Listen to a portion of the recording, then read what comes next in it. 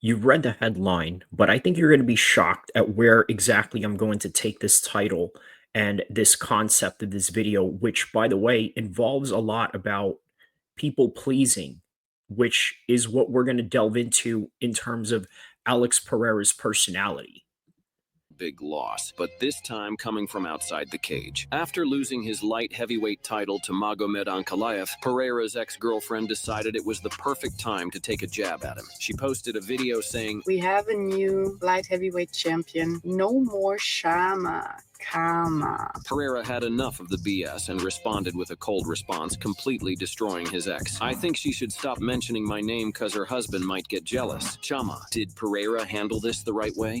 Now, obviously, aside from the fact that she's no more than just a bitter ex who has an axe to grind, and somebody that we really shouldn't take into consideration with her opinions over anything.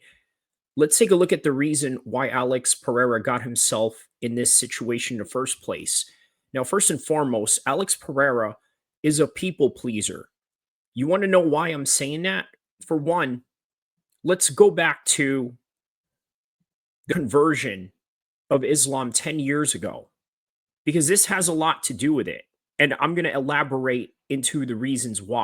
لا إله إله إلا إلا الله الله وأشهد أن محمدا محمد رسول الله الله أشهد. Now, for those of you that don't know what you're watching, what had happened there, which was a video that was taking place back in 2015, is Alex Pereira converting to Islam, is what we call taking the Shahada, sort of professing your faith to Allah, the one God, and there is no God, and Muhammad, there is no God but God, and Muhammad is his messenger.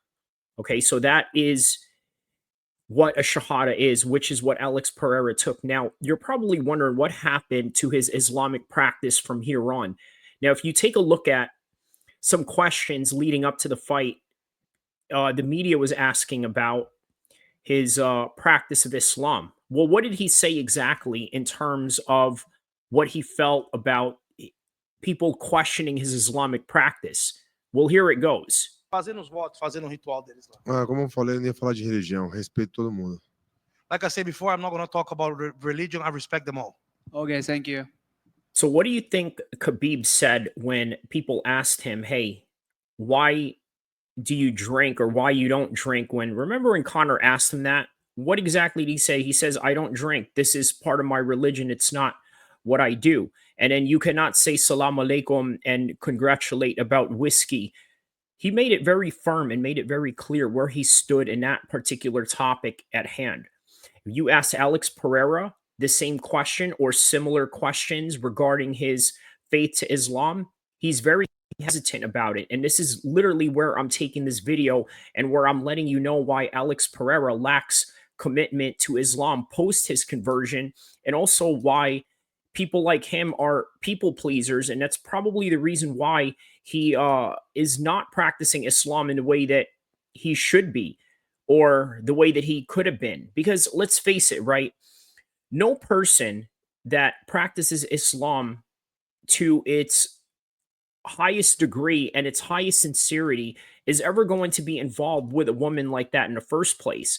Now, granted, I already said that she is nothing more than a bitter ex, nothing more than a footnote in his life, and probably somebody that I'm not going to use as a focal point of this video or this concept that I'm trying to reveal to people. But one thing, rest assured, is that most Muslims who are living a fundamentalist life, who are living a very strict and conservative life, would not run across anyone like that. And quite frankly, because true Muslims are people that will stick to their faith no matter what, stick to their guns, and also not people please in any kind of way.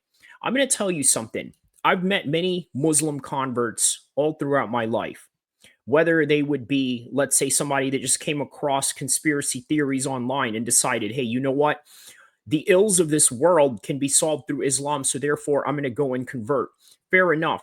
And then there are people that have served time in prison and they found themselves to become a Muslim whether that would be through gang affiliations or whether that would be somewhere along the lines of just politicking inside the prisons. In other words, different guys join for different reasons, especially when they are converting inside prison, right? There's political aspects of just protection, right? There's guys that are doing it for that. There's guys that are doing it for gang enhancements of any kind of way, building a network inside a criminal organization.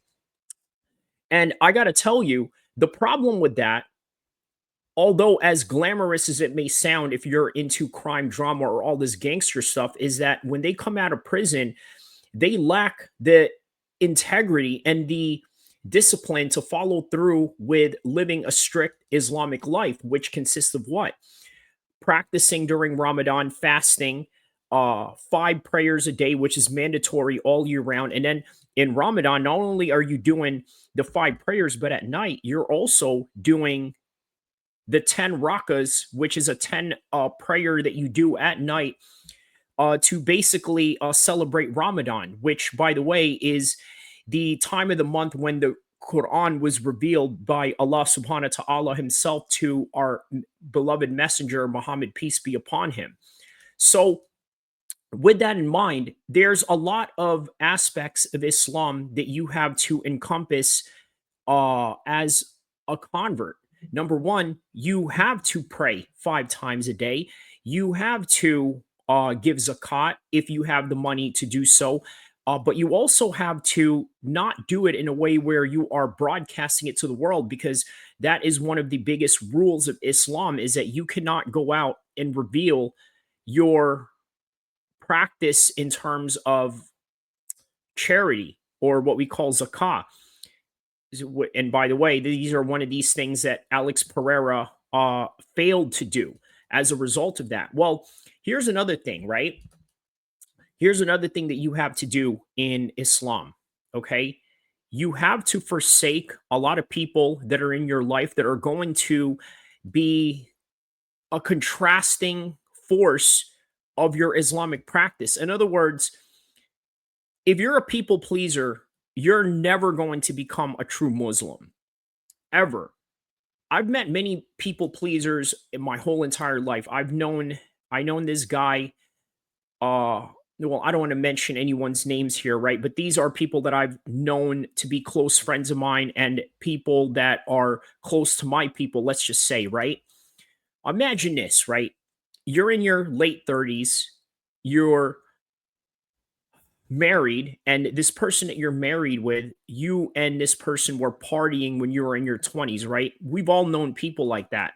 Now all of a sudden they got a kid, they're still doing it, they're still in the party scene and this and that. And to these people that I know that are like that, they are people pleasers. That is everything that they do. I've met people that are people pleasers when in a way where, let's say, if there's a party going on in their house, they got to go and attend to everybody. They got to go and make sure that everybody is okay and this and that, to the point where it's even detrimental to themselves, where they don't even think about what they have going on or what they need in their life, but rather just attend to everybody else's needs because they're people pleasers. Well, guess what? Imagine this, right? You become a Muslim because you want to forsake all the degeneracies that are going on in the modern world. And then here you are, you're involved with different people that are trying to reel you back in there. Alex Pereira is in that particular space because, look, let's be honest. Everybody wants to give him the benefit of the doubt. They said, well, you don't know if he's really a practicing Muslim or not, or this and that.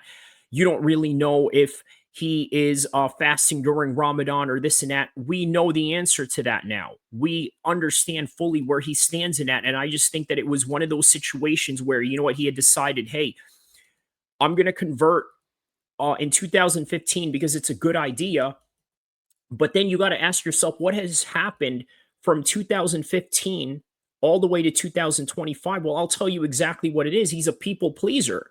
Look at this. Look at what the type of person he attracted in his life, only for it to come back and haunt him later on, coming back here talking about, oh, you lost or this and that. I'm like, listen, here's something you guys got to understand, away from the Islamic talk, away from the social aspects of people pleasing.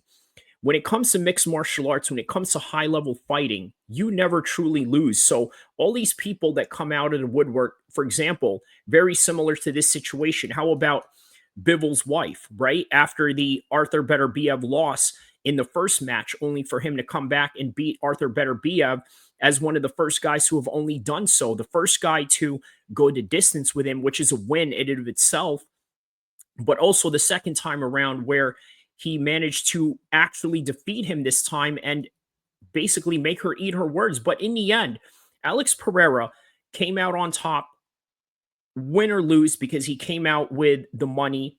He came out with the notoriety. He came out with a split decision against a very tough opponent. And he's going to come out with a rematch once again, very similar to Bivol, and has a chance to win. But make no mistake, the one reason why Alex Pereira is in this position is because he is nothing more than a people pleaser. And when you're a people pleaser, I'm telling you right now, you're going to have a very difficult time practicing Islam, let alone have a very fruitful life in terms of fulfillment, in terms of spiritual peace, and in terms of living life under your own terms. Well, that is all that I have for this one. Don't forget to like and subscribe. I will see you in the next one, inshallah.